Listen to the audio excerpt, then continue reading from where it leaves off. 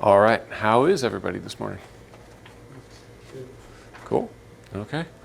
Back from spring break, so glad to see you here. Kind of a small class so far, but hopefully a few more people will come in. So first of all, I wanted to start with a quick announcement. So if you have safety glasses, please bring them with you next time, because starting next class and for a few classes after that, we're going to be doing some soldering. So next class we will we'll be doing some soldering practice and kind of learning the basics of soldering, and then after that we'll start working on our fiber optic communicator kit. Okay, so we'll need those safety glasses. So if you have them, please bring them with you next time and the next few classes after that. If you don't have safety glasses, we will provide safety glasses for you. Okay, so the caveat is that the ones we have are, not the most expensive. They're not prescription. They're just ones you get at Home Depot. So if you have your own safety glasses, please bring them. Eyeglasses are not enough because they don't have side shields and they don't protect your eyes from anything that might be coming in from the sides. So like I said, if you have safety glasses, please bring them, but if not, we will provide them for you. Okay? So that's for next class. So then I'd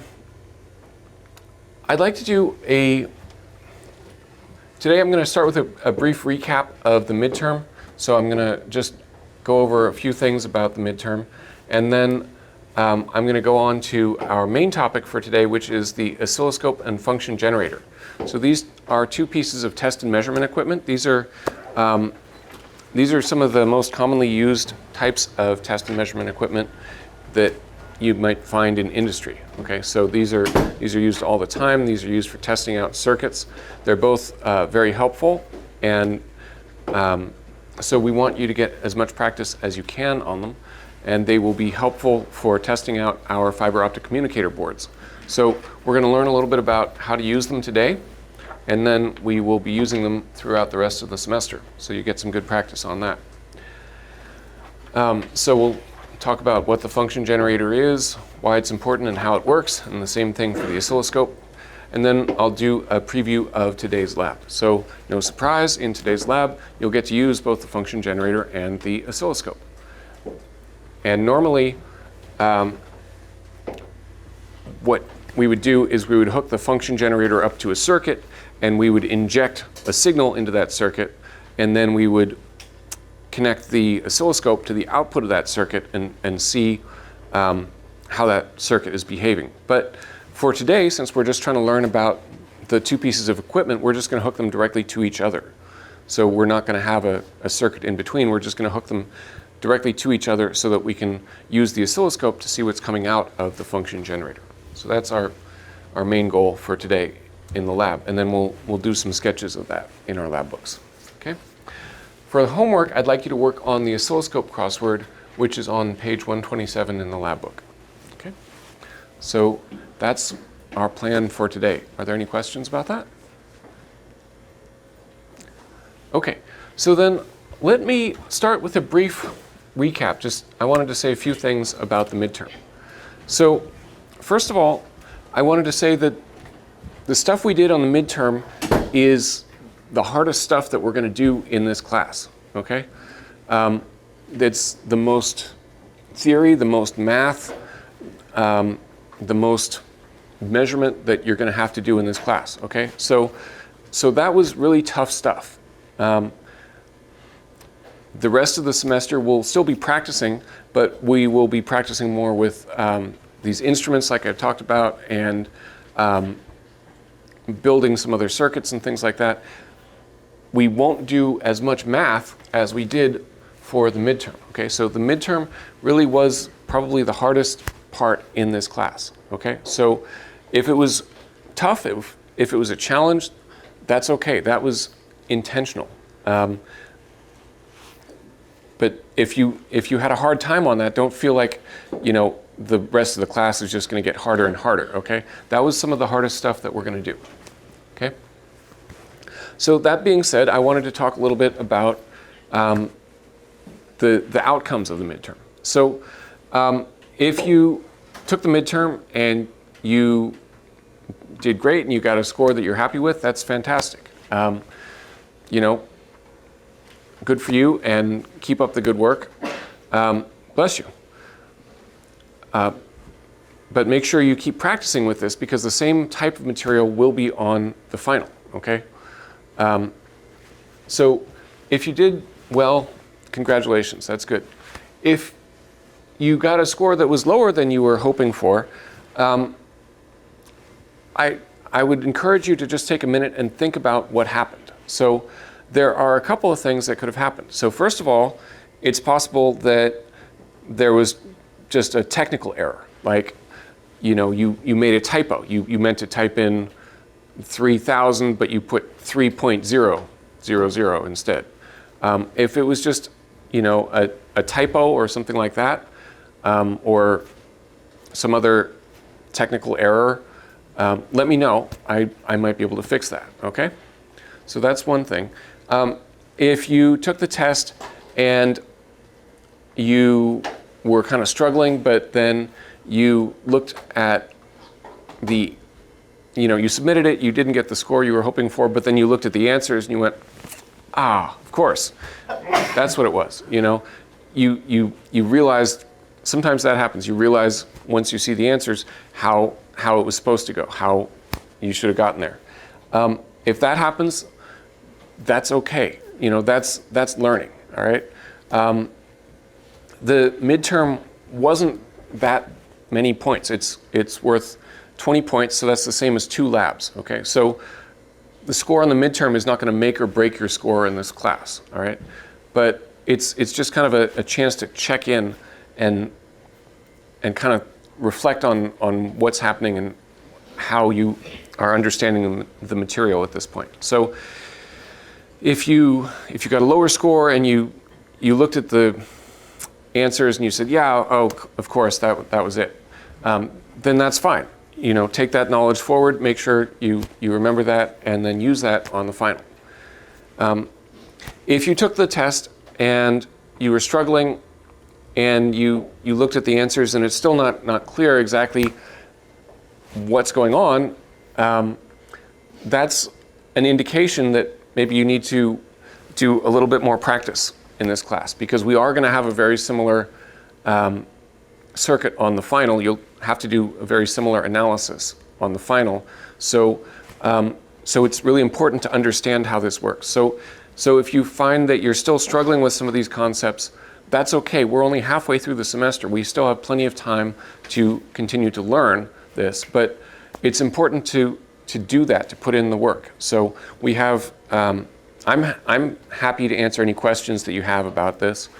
We also have open lab times on Tuesdays and Wednesday afternoons from 12:30 till 2:30 or so. So if you are struggling with these concepts, please take advantage of that. Talk to me or come in to the open lab times and make sure that this stuff is really clear for you, because we will be seeing this again on the final, okay? So that's kind of the way that I feel about the midterm. Again, it's not going to make or break your score in this class, but it's kind of a check-in. Yeah? For the final, are we allowed to have a piece of note paper? Yeah. Okay. Mm-hmm. Yeah, the final, there will be one circuit that's very similar to the circuit that we did here. You will still be able to have a piece of note paper like we did. The final will also include a multiple choice section that covers topics that we have discussed throughout the semester. So the final will be 2 parts, where the midterm was just 1 part. So yeah, so any questions about the midterm? Okay.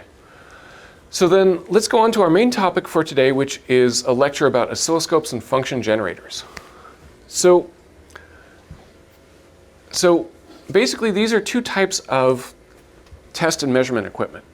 And at a very simple level, the function generator is an instrument that creates electronic signals, and the oscilloscope is an instrument that measures those electronic signals. Okay? So the generator creates them, and the oscilloscope measures them. So, so basically the reason that we use these is because oftentimes we want to test out a circuit. So let me give you an example. Imagine that you build amplifiers for guitars. Okay, you know, you got an electric guitar, you have to plug the cable into an amplifier, and then that amplifier will take the signal coming from your guitar and turn it into sound, right? So imagine you're a company that builds these and you want to test them out. Well, how would you do that? Well, you need to have something going into your amplifier, and you need to measure what comes out. So kind of the simplest way to do that would be to plug in an electric guitar and then strum it, and then measure what comes out.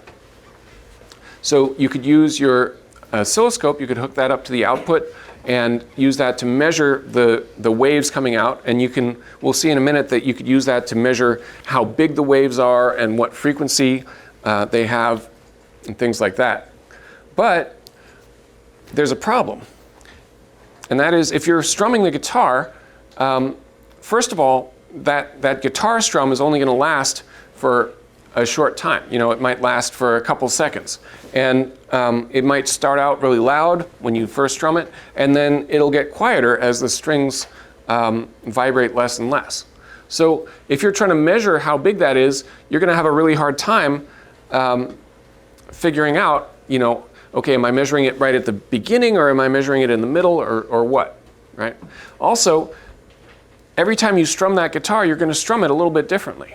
You know, one time is going to be a little bit harder, another time is going to be a little bit softer, one time is going to be with the end of the pick, another time is going to be with the middle. So every strum that you do is going to be slightly different. So if you're trying to measure the output from that, and you're seeing different results, you don't know if those different results are coming from different strums or from differences in the circuit that you're making, okay? So what you want is you want to have a really consistent input to this circuit, so that you can look at the output and you know that any differences that you see in the output are coming from the circuit itself and not from the input. So this is what a function generator can do. It can create a signal that kind of stands in for something else. So in this case, it could create a signal that stands in for that electric guitar.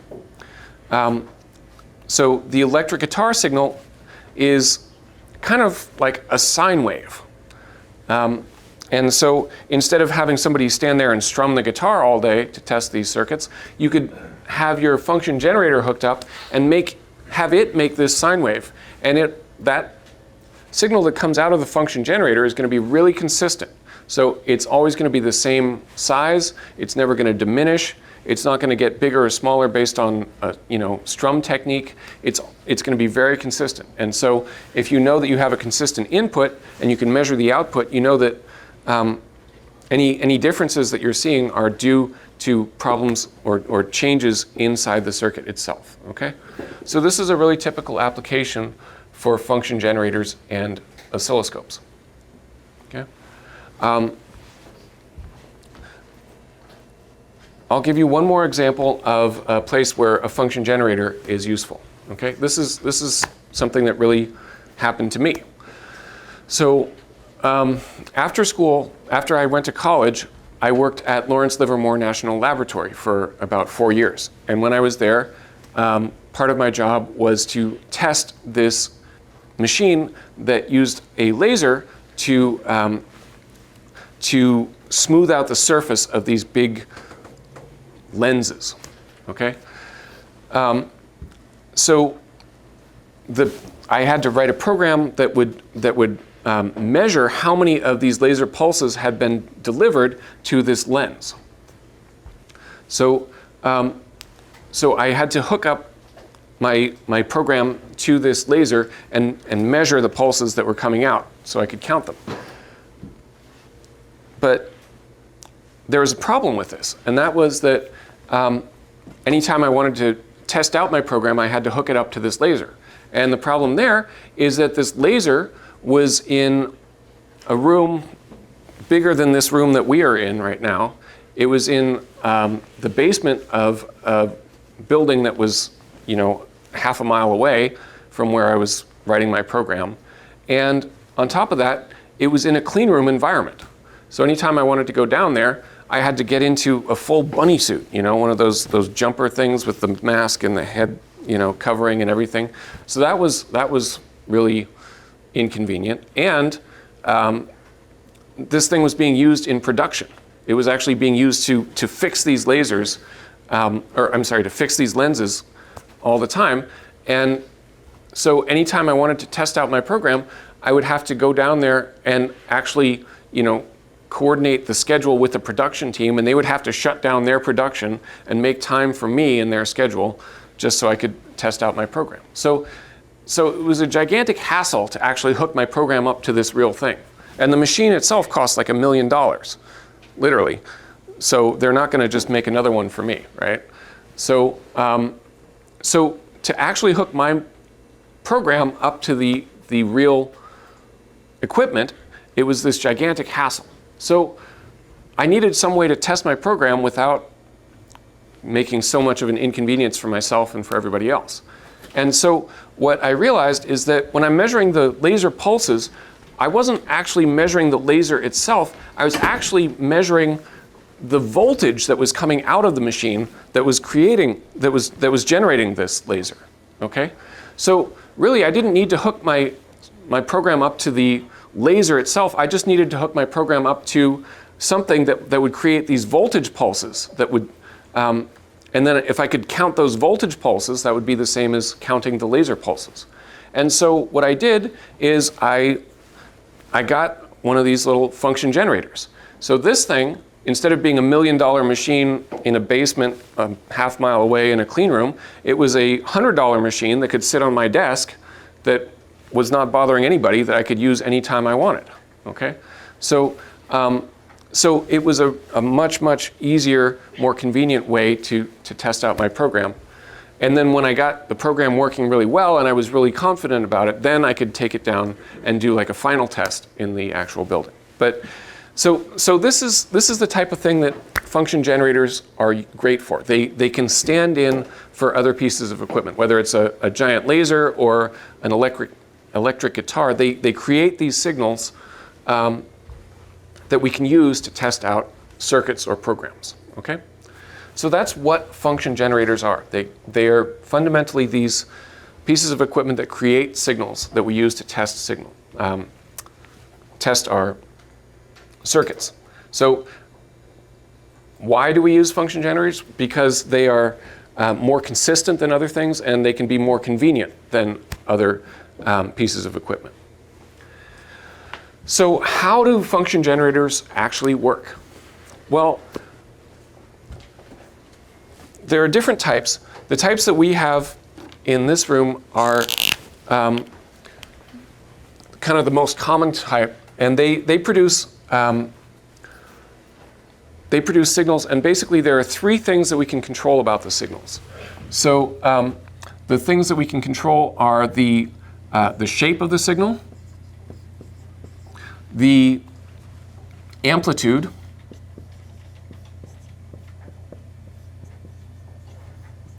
and the frequency.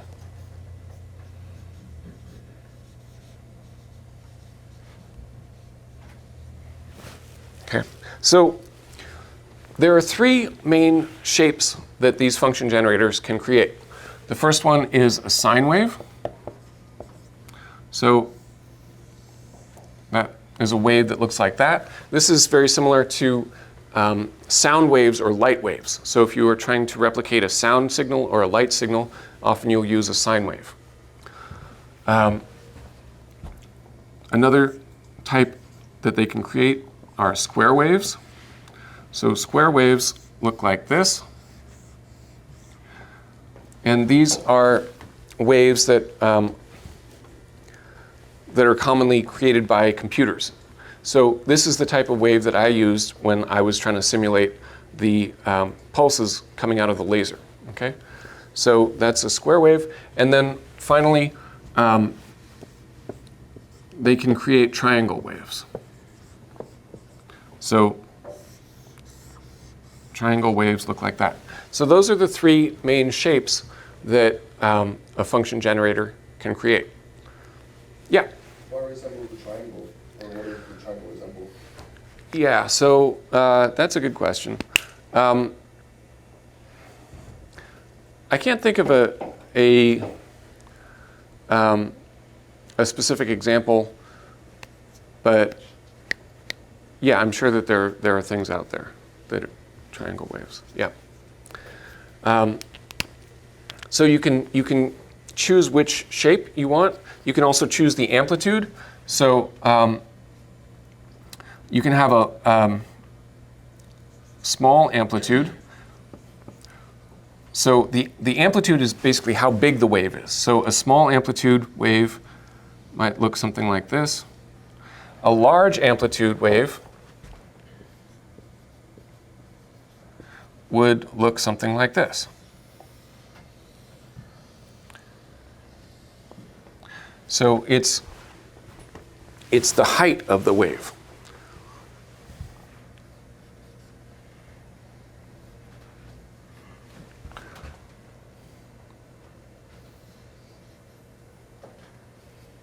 And then finally, the last thing we control is the frequency. So you could have a low frequency,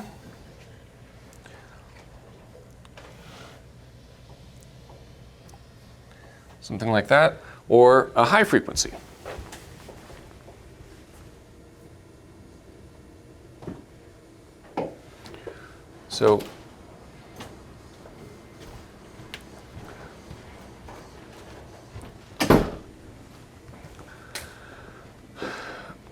So these are the main things that a function generator controls about a signal. Okay, so again, the function generator creates the signal, and you can choose the shape, the amplitude, and the frequency of that signal.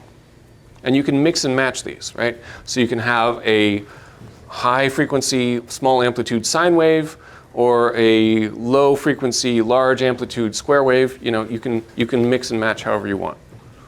Okay? Yeah. So, questions about the function generator? Okay. Then let's talk about the oscilloscope.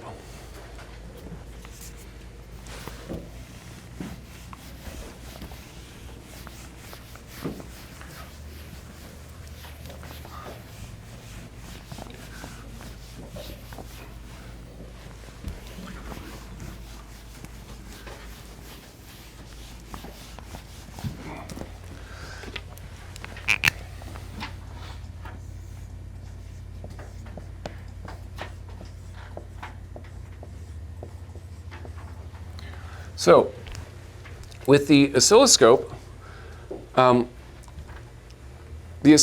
is a piece of equipment that measures a signal over time. So, it measures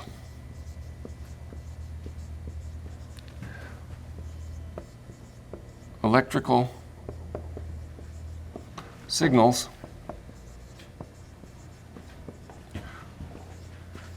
over time.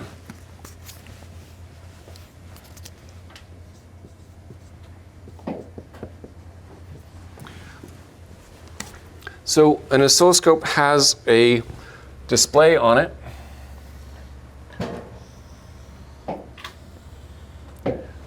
And that display will allow you to measure an electrical signal and see what it looks like. So you might, so the vertical axis here is voltage, and the horizontal axis is time. So you can see how the voltage of a signal changes over time. So, so you might see a signal that looks like this, and you might, measure another signal that looks like this.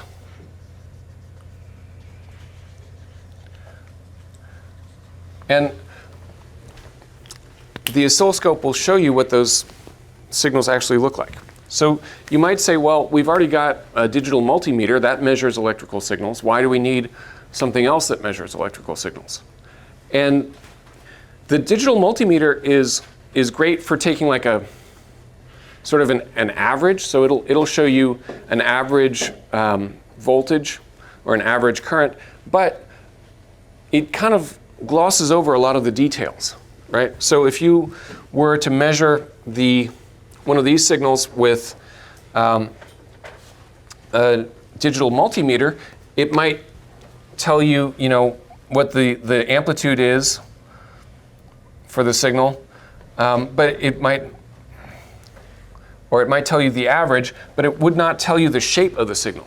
So you couldn't tell if you were looking at a sine wave or a triangle wave or what. Also, it wouldn't show you, any of this little noise or other things that are going on in your signal there. So, so the oscilloscope really gives you a much clearer picture with a lot more detail than you would get just by using a digital multimeter. Okay? And the oscilloscope can also be used to measure things about this signal. So,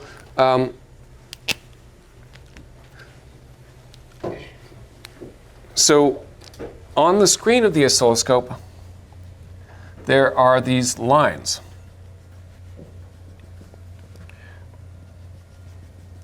And these lines help us make measurements of the signals that we see. So we have horizontal lines like this, and then we also have vertical lines. And together, these lines break the screen up into little boxes that we call divisions. Okay? So, so where these lines cross each other and make these little boxes, we call those little boxes divisions.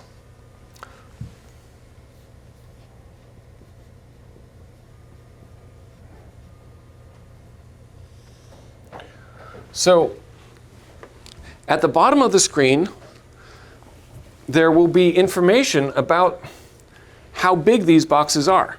So it might say something like 1 volt per division. And that tells us that each one of these boxes is 1 volt tall. So we can use that to measure our signal. So if we know that we have 1 volt per division, we can look at our signal here and say, okay, well, it starts down there, the bottom is there, and then the top is up here. So I can count how many boxes there are between the bottom and the top. So from here we go 1, 2, 3, 4, 5, 6. It's 6 boxes from the bottom to the top. And each box is 1 volt tall. So how many volts is it from the bottom to the top? 6 volts, exactly. Or, we might make some changes, and we might, the screen might say that this was 2 volts per division. Okay, so if we have 2 volts per division, and it's still 6 divisions from the top to the bottom, then how many volts is it from the top to the bottom now? 12, exactly. So we can use these divisions on the screen to help us measure our signal that way. And not only the amplitude, but also the time. So we might say, or we might see something like 5 milliseconds per division. So that means that each one of these boxes is 5 milliseconds wide. So then we can use that to make other measurements. So say we wanted to measure the amount of time between the top of this signal this blue signal and the top of the next signal over there. So we want to measure that time. We can use these divisions to help us do that again. So we can say, these aren't lined up exactly with lines, but it's, we can make a pretty good approximation. So we can say that it's about 1, 2, 3, 4-ish divisions from the top of this signal to the top of the next signal. So if we have 4 boxes and each box is 5 milliseconds wide, then how much time is there from one to the next?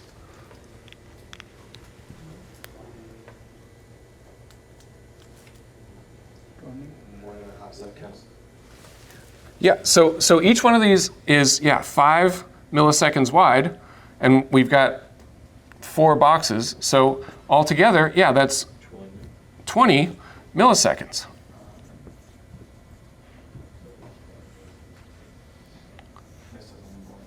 Yeah, 5 milliseconds per division. The graph will always tell you how many volts per division and how many milliseconds, or how much time per division you have. Okay, so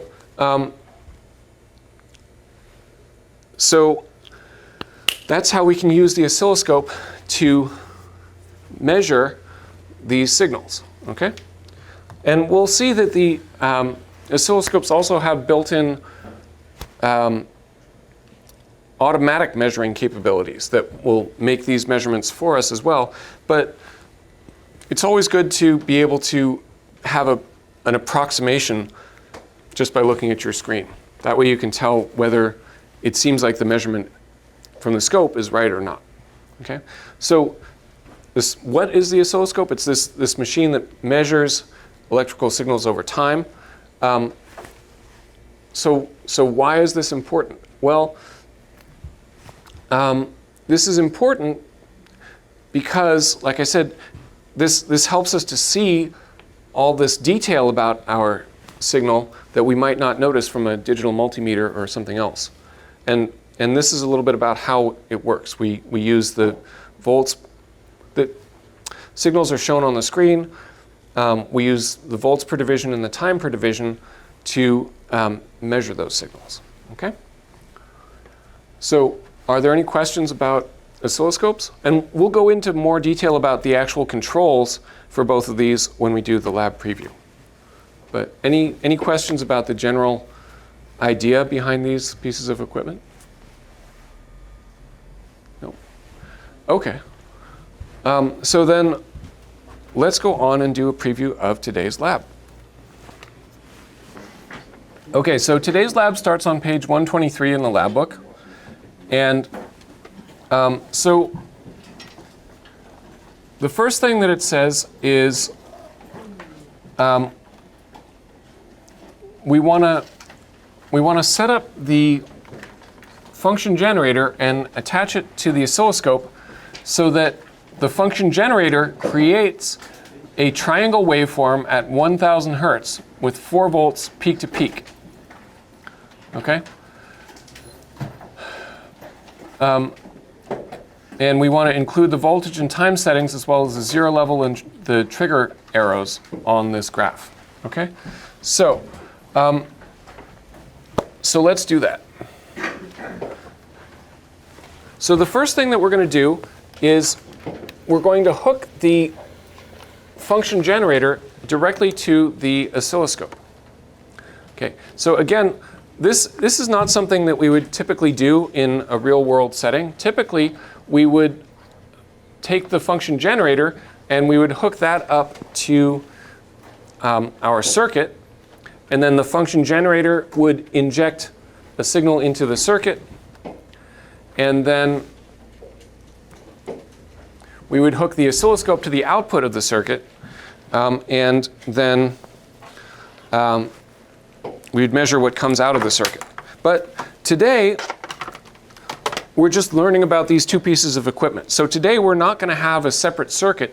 Today, we're just going to hook the instruments directly to each other so that we can see how they work. Okay? So the first thing we're going to do is we're going to hook up some leads to these instruments. So we're going to use these cables that you can get from the back wall. Okay, so this is the cable that we use for the function generator. So this cable has a metal connector on the end. This is called a BNC connector, and it's this circular connector, and we're going to hook that up to the function generator. So the function generator has this port that's labeled output there. So we're going to hook the BNC cable up to the output. Okay, so the way that we're going to do this is that the port has these, it's round, but it has a little bump that kind of sticks up on the top and a bump on the bottom. And if we look carefully at the BNC connector, you can see that there's a little indentation. So you can see on the top and the bottom there's those little indentations. So we have to line those up with the little bumps on the port. So we line those up, and then we give this a twist. And then that twist locks it in place. So now I can pull on this, and that cable's not going to come off. Okay. So that's the first cable that we have hooked up to the function generator. Now we need a different cable for the oscilloscope. So let me grab one of those. So this is the type of cable that we use for the oscilloscope. Okay, you can see that the connector on this end is a BNC like the connector on the function generator cable, but the probe is much different. Okay, the probe on the oscilloscope has this long end on it, and it's just much bigger, and then it's got this small wire hanging off here, which is the ground connection. Okay, so this is the type of cable that we use for the oscilloscope. You can't mix and match these. Okay, you always have to use this type of cable for the oscilloscope and the other type of cable for the function generator. Otherwise, basically, this type of cable that we use for the oscilloscope has a very specific resistance and capacitance to it, and the oscilloscope relies on knowing those values in order to make accurate measurements. And if you use a different cable with the oscilloscope, it's going to skew your results. Okay, so you need to use this type of cable with the oscilloscope. So to hook this up,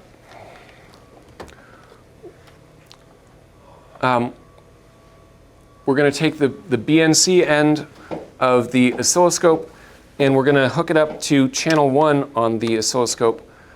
So we're going to push it in just like we did before with the function generator, and we push it in and we twist to lock that in place. Okay, and then that's secure, and that won't come off anymore. Okay, and then sometimes the trickiest part of this lab is figuring out how to turn on the oscilloscope, because there's no power button here on the front, so it's kind of confusing. But the power button is on the top, so it's on the top on the left. So we push that power button, and then the oscilloscope will power on in just a minute here. It takes it a minute to warm up, but anyway, it's going. But first of all, we're going to look at the controls on the function generator. So remember, does the function generator measure signals or create signals? Create signals, that's right. Okay, so here's the function generator. So let's look at how we can create those signals. Remember, there are 3 main things that we are changing or controlling about those signals. What is one of those things? I heard a few. What was that? Amplitude, sure. So yeah, so we're controlling the amplitude. Yeah, so the amplitude knob is right here. It says AMPL, and you can turn that one way. If we turn it to the left, that makes the amplitude get smaller. If we turn it the other way, to the right, it makes the amplitude larger. Okay? So what was something else we can control? Frequency. Yep, frequency. So the frequency is actually set by two types of controls working together here. So the first control is along the top. This is the frequency range. And then the second control is this fine-tuning frequency knob over here. So the way you get the actual frequency is you multiply your current frequency range by the number that is on the frequency dial. So right now, the frequency range is 1K or 1,000. And it looks like the frequency knob is at about, call it 0.6 there, okay? So to get our actual frequency, we would multiply 1,000 times 0.6. So what does that give us? 600. 600, yeah. So right now, we're creating a frequency of 600 hertz. Okay? If we leave the knob in the same place, but we move the range down to 100, now our frequency would be 100 times 0.6. So what does that give us? 60, exactly. And if we go down to the next spot, that would be 10 times 6, or 10 times 0.6, so that would give us 6 hertz. So that's the way that this works. We use these frequency range up here to create our, we multiply the frequency range times the knob value to give us our actual frequency, okay? And then what was the last thing that we set about our signal here? Shape. Yeah, the shape. So the shape is controlled by these buttons down here. So on the far right, we have the far left is the square wave, the middle is the triangle wave, and the right is the sine wave. Okay? So that's how we can set the shape, the amplitude, and the frequency for our signal. Okay? So in the lab book, it says that we need to create a triangle wave that is at 1,000 hertz and 4 volts peak to peak. Okay, so let's try and do that. So it says triangle wave, so we'll push the triangle wave button there. It says 1,000 hertz, so we'll put this in the 1 kilohertz range, and then we'll turn the knob so that it's at about 1. So this little indicator there is pointing about to 1. I know it's a little bit hard to see here, but that should be about 1. And then the last thing is that we need it to be 4 volts peak to peak. So we know that this AMPL knob over here controls the amplitude, but there's no markings there. So we can't really tell, just by looking at the function generator, what amplitude we're actually making. We could make it smaller by turning left or bigger by turning right, but we don't know where we are right now. So in order to actually figure out what that is, we need to measure that. And the way we can do that is with our oscilloscope, okay? So let's take a look at the oscilloscope. So right now we've hooked up the cables to both of these instruments. Like I said, normally there would be a circuit in between them, but today, instead of having a circuit in between them, we're just going to connect them directly to each other. So we're going to connect the red lead from the function generator to the big black probe on the oscilloscope. And the way that we can hook things up to the oscilloscope is that we can actually pull, there's like a shield around the end of the probe. So we can pull that shield back, and then that exposes this little brass hook at the end of the oscilloscope. probe. So we expose that hook, and then we just clip onto that with the red lead from the function generator. And you can see as soon as I did that, we got a signal on the screen. So when they're disconnected, there's no signal. And when I connect them together, we see that signal on the screen. And then the other thing we should do is we need to hook the ground leads together. So these are both alligator clips, so we can just clip those to each other. All right. So now we've got the signal coming from the function generator and going over to the oscilloscope, and we're using the oscilloscope to measure that. So now let's take a look at the oscilloscope and look at some of the controls here. So the oscilloscope is really kind of like a camera for these electrical signals. It takes a picture of that electrical signal at a particular point in time. And it has some other similarities to cameras too. So one of the most important features on most cameras is their ability to zoom in or zoom out. Okay? So this is really important because sometimes you want to zoom out and see the big picture, right? If you're taking a picture of a landscape, maybe you want to zoom out so you can see the trees and the mountains and the field and everything that's going on. But then, after you take that picture, maybe you notice, oh, there's a really interesting bird up in the top of that tree. I want to zoom in on that bird so I can get a better look at that. So then you can zoom in and get a clearer picture of just that one part of your scene. Well, the function, or the oscilloscope is very similar. It's got zoom controls like that too. So you can zoom way out to kind of see a big picture of your signal, and then you can zoom in to get a better look at one small piece of that. Okay? Now, this is going to sound kind of silly, but when I'm taking pictures and I zoom out, everything looks smaller on the screen. If I zoom in, everything looks bigger on my screen, right? But did anything in the world actually get bigger or smaller? No. The only thing that changed is the way that I'm looking at it. So that is exactly what's going on with the oscilloscope. So we can zoom out and things start to look smaller, or we can zoom in and they start to look bigger, but we're not actually making them bigger or smaller. We're just changing the way we look at them, okay? Just like zooming in or zooming out with a camera. So let's do that. So right now, we're kind of zoomed out, and we see this signal on our screen, and we see a whole lot of stuff going on, but it's kind of hard to tell exactly what's happening because we see so much of it. So here we want to actually zoom in a little bit so we can get a clearer picture of this.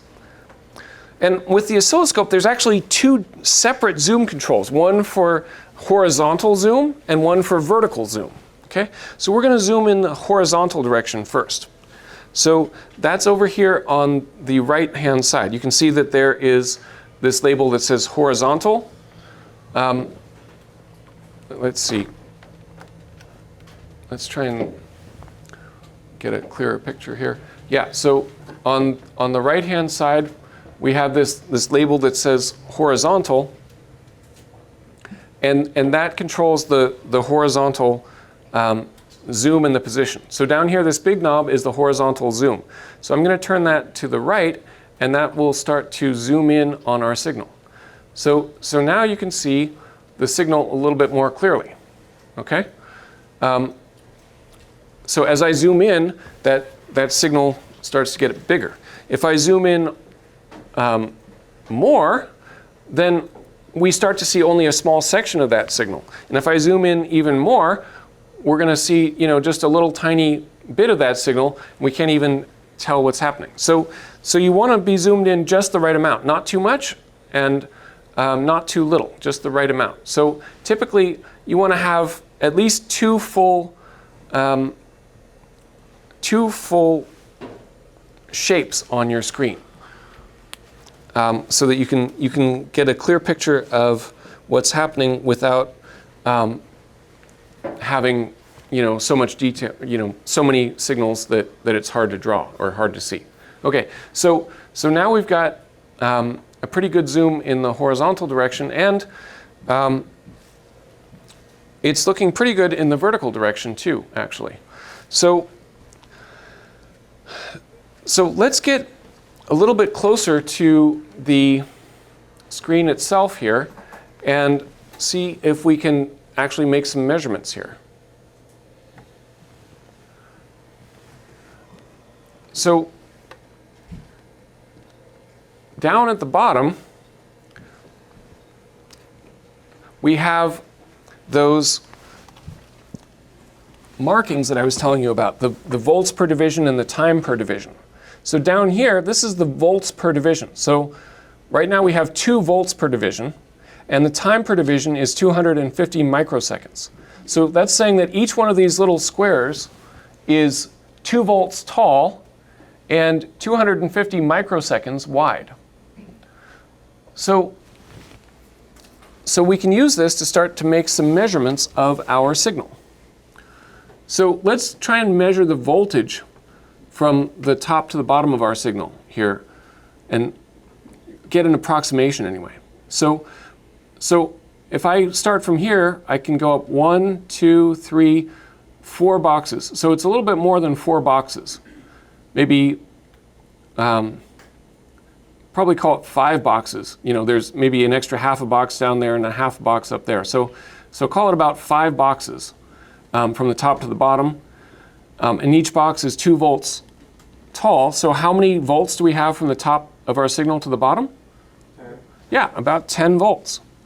Okay? So that's a decent approximation. And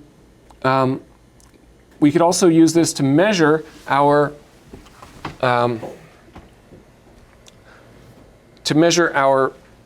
time here as well. So if we want to do that, right now it's a little bit hard to make that measurement because these, well, I guess we could do it. So from right here, we're kind of starting in the middle of this box, then we're going to the middle of the next one. So that's 1, 2, 3, 4 boxes that way. So there's 4 boxes from the top of one signal to the next, and there's 250 microseconds per box. So how many microseconds from the top of one signal to the next? 1,000? Yeah, about 1,000. So 1,000 microseconds is 1 millisecond. So there's about 1 millisecond from the top of one signal to the next. Okay. Now let's try and match this up with what the lab book said. The lab book told us we wanted to have a triangle waveform that was 1,000 hertz and 4 volts peak to peak. Okay? So we set the frequency to be about 1,000 hertz. That's good. But now, what about the peak to peak amplitude? Is that about right now? No, because we said it's about 10 volts peak to peak right now, 10 volts from the top to the bottom, and we want it to be 4 volts. So how many boxes would we have to have from the top of our signal to the bottom in order to have 4 volts? 2, that's right. So now what we can do is we can adjust the amplitude knob on the function generator and make that smaller until we have about 2 volts, or 2 boxes, sorry, from the top of our signal to the bottom. So that's what I'm going to do. You can't see it, but off screen I'm turning this amplitude knob on the function generator, and that's actually changing the size of our signal. So you can see that going down, and I'm going to make that smaller until it's about 2 boxes from the top of the signal to the bottom. So something about like that, okay? But now, this is only taking up a kind of a small area of our screen. I'd like to make that a little bit bigger, make it take up more of our screen. So the way I can do that is I can zoom in on this again. This time I'm going to zoom in the vertical direction. Remember, we have a separate vertical and horizontal zoom here. So I'm going to zoom in on the vertical direction. So the way that I do that is, this is channel 1 here that I'm hooked up to. So I'm going to use this big knob in this column for channel 1. So all of these controls here pertain to channel 1. So I'm going to use this big knob here, and I'm going to turn that to the right, and that zooms in on channel 1. So I could go something like that, for instance. Now this signal just got much bigger on the screen. Does that mean that we actually made the electrical signal larger in real life? No. Remember, we just zoomed in. But we still want to measure this. Now remember, before we said there were we had 2 volts per division, and so if the signal was just 2 boxes high, that'd be 4 volts from the top to the bottom. But now this is, 4 up here and 4 down there. Now it's 8 boxes high. So it must be more voltage from the top to the bottom, right? No. So how come it's not more voltage? That's right. So when we zoomed in, this volts per division actually changed. So before it was 2 volts per division, now it's 500 millivolts, or half a volt per division. Okay? So yeah, when you change your zoom, you're also changing this volts per division. Okay?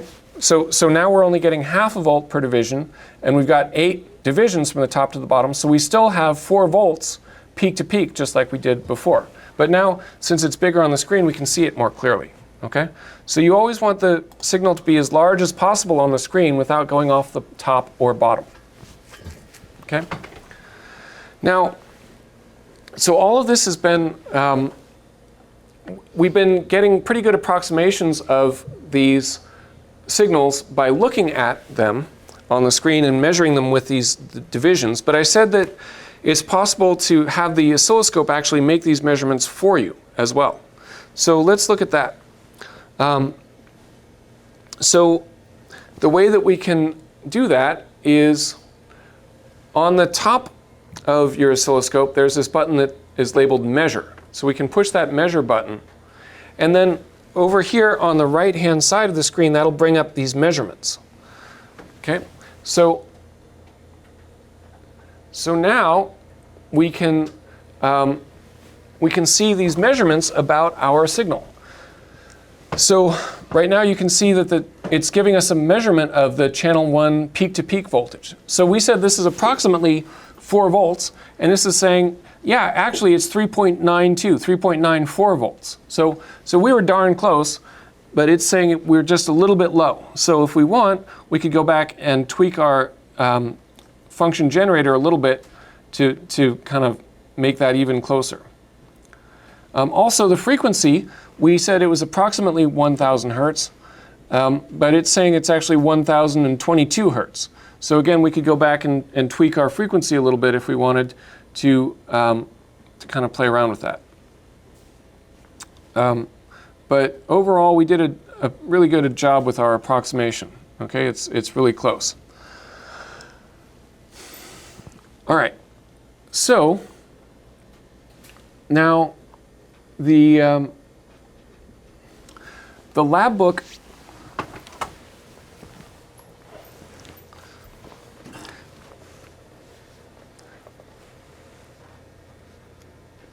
says we want to create this triangle waveform at 1,000 hertz and 4 volts peak to peak. So we've done that. And then it says measure and sketch the triangle waveform, and be sure to include the voltage and time settings as well as the 0 level and the trigger level. And it gives you this graph down here where you can do all of that and put in the volts per division and the time per division down at the bottom. Okay? So this wants you to actually make that sketch. Okay? So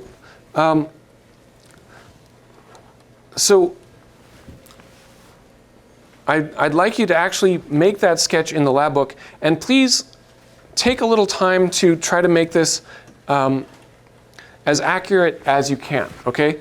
So when we're when you're sketching this triangle wave, don't just, kind of draw a, an approximate triangle on there and call that good. I'd like you to actually take the time to count how many, divisions there are from the top to the bottom, and make sure that your wave is going the correct number of divisions from the top to the bottom. Also, it's possible to kind of line up the wave to make it a little bit easier to draw, okay? So what I mean by that is, right now this wave is starting kind of somewhere up, halfway up the left-hand side. It's a little bit hard to know where exactly that would be in your picture. So what you can do is you can use this position knob over here on the right-hand side of the scope, and you can use that to move the wave back or forth.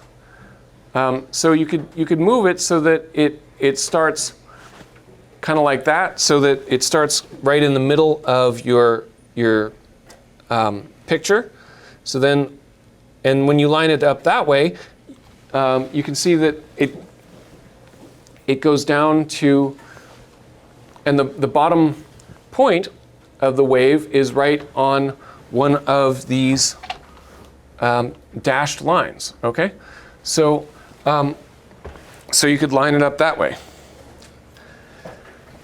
And then, so you could make a dot there. You could say, okay, it starts at the middle, it goes down to the bottom there, and then the top of the next wave is, 1, 2, 3 divisions over from the left, and at the very top, and then you could just draw a line between those, and then down there, and so forth, and measure where these points are, and then connect the dots. Okay, so the goal here is that somebody who was looking at your lab book but hadn't seen the oscilloscope would actually be able to take a look at your picture and tell how big the wave was just by looking at it and looking at the volts per division and the time per division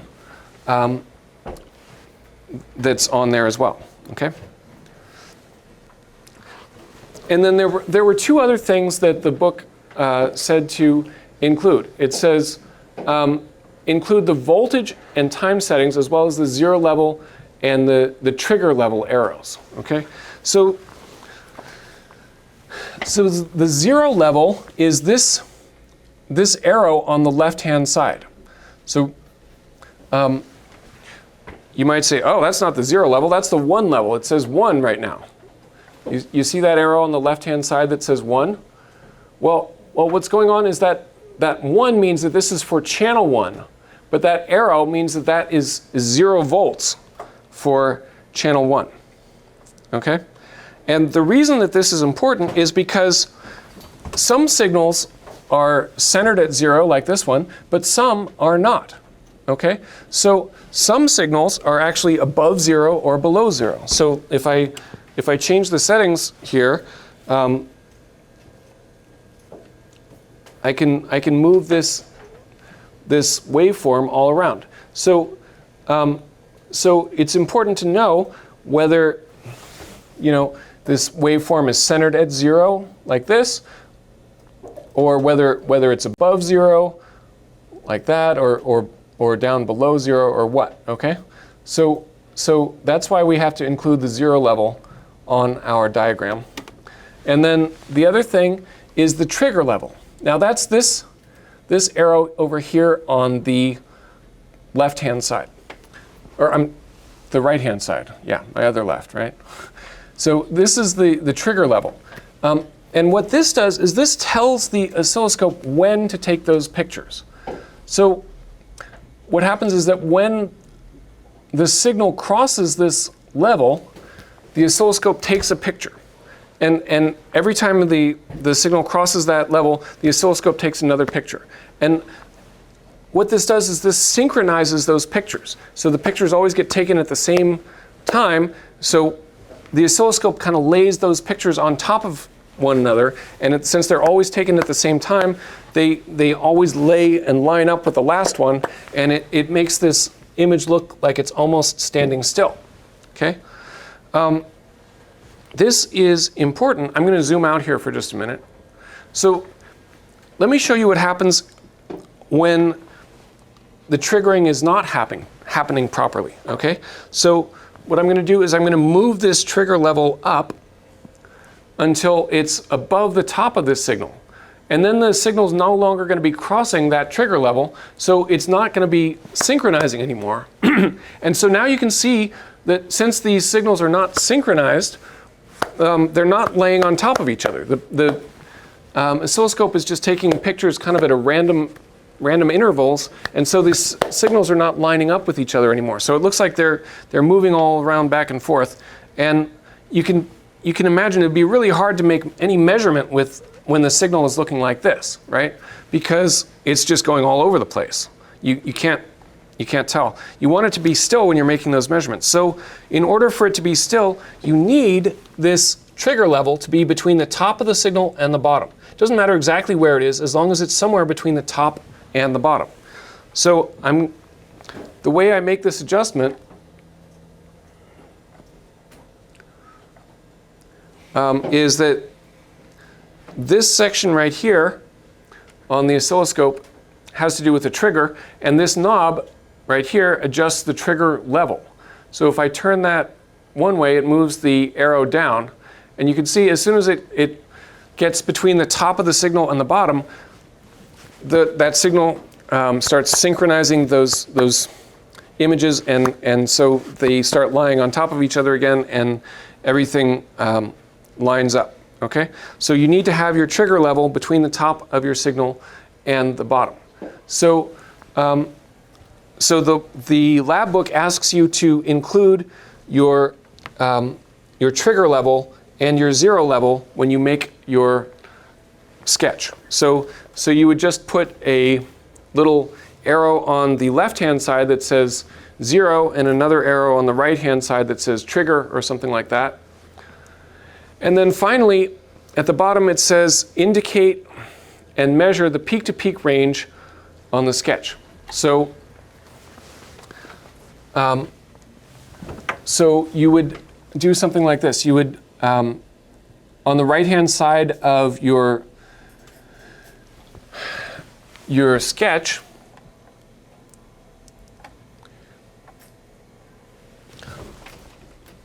you could do something like this. You could draw a little curly Q or something and say that this is, 4 volts peak to peak. Something like that, okay? So that's all there is about the peak to peak voltage. Okay? So that's what I would like you to do for the lab. So the rest of the lab is very similar. You have other graphs that have other settings for your function generator, so different shapes, different frequencies, different amplitudes, but the same basic idea. So you just finish the graphs that are shown in the lab book, and that's it. So any questions about that? Yeah? How do I insert 4 volts? Would I do that with the frequency or The amplitude. Okay. Yep, that amplitude controls the voltage. And where do I see it on it would be on the measure, and it would be on the right side of like where the volts would be? So this indicates what your current voltage is, what your voltage is at this point, but which instrument actually controls the voltage? The generator. The function generator, right. The function generator is what creates the signal, so it controls everything about the signal, including the amplitude and the frequency. So to change the amplitude, you need to use the controls on the function generator. Okay? Yeah. I have a question about the time. Yeah. How do we read it on this thing, or do we just think ourselves? How do we... How do we, how is the time being produced in this machine? Like, you see where it says seconds? Yeah. Yeah. Yeah. So this is, okay, so this is saying that right now we have 250 microseconds per division. Okay, so that means that each one of these squares is 250 microseconds wide. Okay, so that's actually a good point. Hold on let's keep the chatter down for just a second. There's a formula that I want to tell you about that can be useful here. This will tell you how much time there is for from the top of one wave to the top of the next. But in our lab book, it actually asks about the frequency, right? We're supposed to set a frequency of 1 kilohertz, but we're just measuring time. So somehow we need to convert from time to frequency. So there's a formula for that. Frequency equals 1 over the period. Okay, so the period is how long you have from the top of one wave to the next, and the frequency is 1 divided by the period. And also, you can write it the other way around. You could say that the period equals 1 divided by the frequency.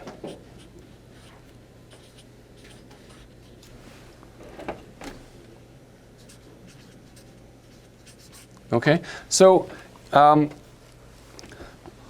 say that I know I want the frequency to be 1,000 hertz, and I want to figure out what the period would be. I would say period equals 1 divided by 1,000 hertz. So that comes out to be 0.001 second. Okay, so if I have a frequency of 1,000 hertz, the period should be 0.001 second, or another way to say that is 1 millisecond. Okay, so we saw that on the oscilloscope, right? When we had a frequency of 1,000 hertz, we measured the period, and that came out to be 1,000 microseconds, or 1 millisecond. Okay, so alternatively, we could have measured that at 1 millisecond, and then if we tried to calculate the frequency, we would say frequency equals 1 divided by 0.001 seconds, and that comes out to be 1,000 hertz. Okay, so if we know the frequency, we can calculate the period, and vice versa. So, any questions about that? All right, then let me take attendance, and then I'll let you get started.